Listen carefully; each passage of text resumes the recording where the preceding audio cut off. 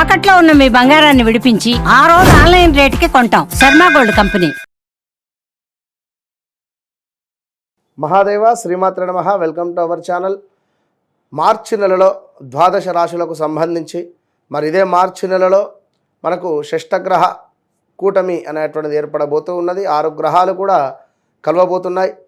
So దీన్ని base చేసుకొని ద్వాదశ రాశుల వారికి ఏ విధమైనటువంటి పరిస్థితులు ఉండబోతున్నాయి, మరి వృశ్చిక రాశి వారికి గత సంవత్సరంలో గత 2-3 సంవత్సరాలలో ఉండేటువంటి విధంగానే ఉందా, మరి ఇక్కడ మిథున రాశి వారికి కానీ, అదేవిధంగా కర్కాటక రాశి వారికి కానీ, వృషభ రాశి వారికి కానీ, ఇలా కొన్ని రాశుల వారు ఎంతో ఇబ్బందికరమైనటువంటి సంఘటనలలో ఉన్నారు. ఈ యొక్క తులారాశి వారు కూడా కనుక కంప్లీట్గా మరి ఎవరికి బాగుంది ఈ యొక్క మార్చి నెలలో అనేటువంటిది చూసుకునే దానికంటే ముందు ఖచ్చితంగా చెప్తున్న ఒక విషయము, మీ జన్మనామం ఏమిటి, నక్షత్ర అంటే మీ నామం నక్షత్రం యొక్క మీ యొక్క పేరు ఏ అక్షరంతో మొదలవుతుంది, అదేవిధంగా మీ జన్మనామం ఏమిటి, ఈ రెండూ కూడా చూడాలి.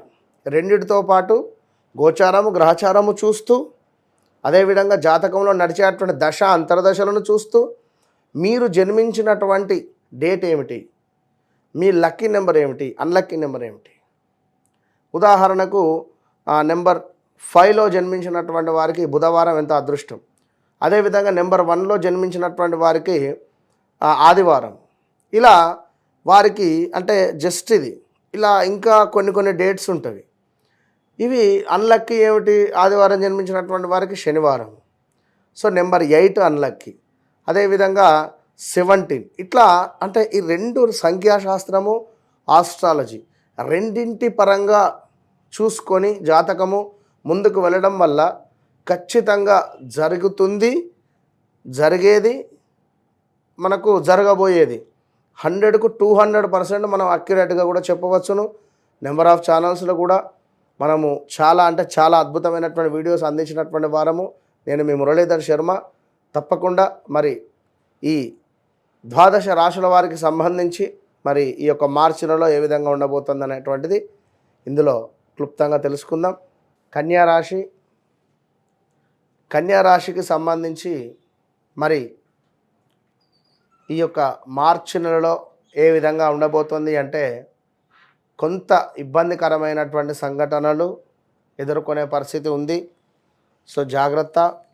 ముందుగా ఇబ్బందికరమైనటువంటి సంఘటనలు ఏమిటయ్యా అంటే, జాబ్ రిలేటెడ్ కానీ, భార్యాభర్తలకు కానీ, లేదా పనిచేసే చోట కొంత వ్యక్తిగత విభేదాలు రావడం కానీ, అదేవిధంగా వ్యాపార భాగస్వాముల వల్ల మనకు నష్టము వచ్చేటువంటి పరిస్థితి కానీ, అదేవిధంగా దేశాంతర యానము కానీ, విపరీతమైనటువంటి భయాందోళన, ఏదో ఒక తెలియని భయాందోళన, ఒక వ్యాధి పీడ, కొంత భార్యాభర్తలలో గొడవలు డైవర్స్ దాకా వెళ్ళేటువంటి పరిస్థితి ఉంటుంది. ఒకవేళ వారి లగ్నాలు కానీ, వారికి ద్వితీయ భావంలో సూర్యుడు కానీ, శనైశ్చరుడు కానీ, కుజుడు కానీ ఉన్నట్టయితే, సప్తమ భావంలో సూర్యుడు కుజుడు కలిసి ఉన్న కొంత ఇబ్బందికరమైనటువంటి సంఘటనలు ఉంటవి, ఖచ్చితంగా జరుగుతవి.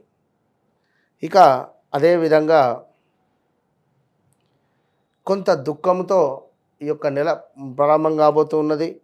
అదేవిధంగా తలచిన పనులు కుంటుబడుట, లాభించే చోటనే మనకు నష్టము వాటిల్లేటువంటి పరిస్థితి ఉంది. కన్యా రాశి వారికి అప్పటికే గత 1-2 ఇయర్స్ నుండి కూడా ఏదో ఒక రకమైనటువంటి టెన్షన్స్, ఏదో ఒక రకమైనటువంటి ఇబ్బందులలోనే ఉన్నారు. బట్ చాలా జాగ్రత్తగా ఉండండి.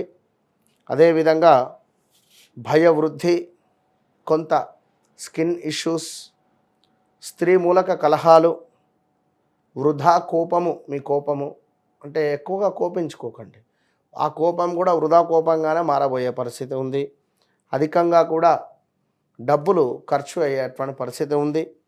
దీంతోపాటు కొంత వృత్తి రిలేటెడ్ ఇష్యూస్, కార్య విఘ్నత, గాలి తిరుగుళ్ళు ఎక్కువ ఉండేటువంటి పరిస్థితి ఉంది. ధనధాన్య ప్రాప్తి అయితే కనబడుతుంది ఇక్కడ ఏదో రకంగా. ఇక అధికారుల యొక్క ఆగ్రహము, దురదృష్టము, ఆత్మీయుల ఎడబాటు, ప్రతి పని కూడా ఎంతో ఆలస్యంగానే ముందుకు వెళ్ళే పరిస్థితి, ఏదో ఒక ఆందోళనకరమైనటువంటి సంఘటనలు ఎదుర్కొనేటువంటి పరిస్థితి కన్యా రాశి వారికి. ఊహించని అవరోధాలు కానీ, ఇంటా బయట కొన్ని సమస్యలు అయితే పొంచి ఉన్నవి, అభిప్రాయ భేదాలు కనబడుతూ ఉన్నవి. అదేవిధంగా కొంత అధికారుల నుండి కొన్ని సమస్యలు రాబోతూ ఉన్నవి. స్థాన చలనము, కార్యక్షేత్రంలో అంటే మీరు పనిచేసే చోట కొంత ప్రతికూలమైనటువంటి వాతావరణం ఏర్పడేటువంటి పరిస్థితి ఉంది. సంతానానికి సంబంధించినటువంటి బాధలు, కొంత నిరుత్సాహము, ప్రయాణాలలో నష్టాలు, అనారోగ్యము. చూడండి, కన్యా రాశి వారికి గత 2-2.5 సంవత్సరాల నుండి చదువుకునే పిల్లలకు కానీ, కొంత వయసు రీత్యా ఉండేటువంటి వారికి చాలా బాగుంది. ఎవరైతే ఏజ్డ్ అంటే ఆఫ్టర్ 35-40లో ఉన్నారో వారికి కొన్ని సమస్యలు అయితే ఎదురయ్యాయి, చాలా తీవ్రమైనటువంటి సమస్యలు.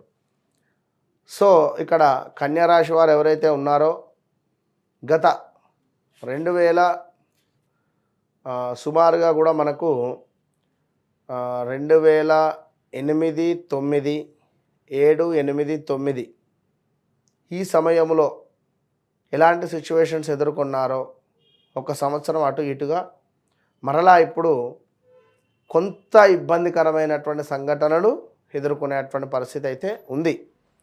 కనుక తప్పకుండా కూడా ఈ కన్యా రాశి వారు దత్తాత్రేయ స్వామి క్షేత్రము కానీ, సుబ్రహ్మణ్యేశ్వర స్వామి యొక్క భుజంగ స్తోత్రం కానీ, ప్రతి మంగళవారము సుబ్రహ్మణ్యేశ్వర స్వామికి అర్చన చేయించుకోవడం కానీ, అదేవిధంగా మీరు ఈ యొక్క పెసర్లను నానబెట్టి పెసరపప్పును కానీ పెసర్లను కానీ పక్షులకు ఆహారంగా వేయడం వల్ల, లేదా మొలకలు వచ్చిన తర్వాత ఈ యొక్క పెసర్లను బెల్లము కలిపి గోధుమ రంగులో ఉండేటువంటి ఆవుకు తినిపించడం వల్ల మనకు మంచి ఫలితాలు వచ్చే పరిస్థితి ఉంది.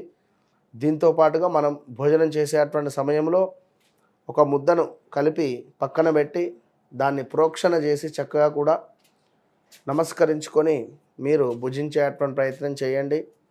ప్రతిదీ కూడా కొంత ఏదైనా పనిని పోస్ట్పోన్ చేయకండి, పనిని పోస్ట్పోన్ చేయకుండా ఉండండి. ఎందుకంటే ఈ పని కరగంట ఆగి చేద్దాం, లేదా ఆ పని తర్వాత చేద్దాం, ఇది పోస్ట్పోన్ చేయడం వల్ల కొంత ఇబ్బందికరమైనటువంటి పరిస్థితులు ఉంటాయి.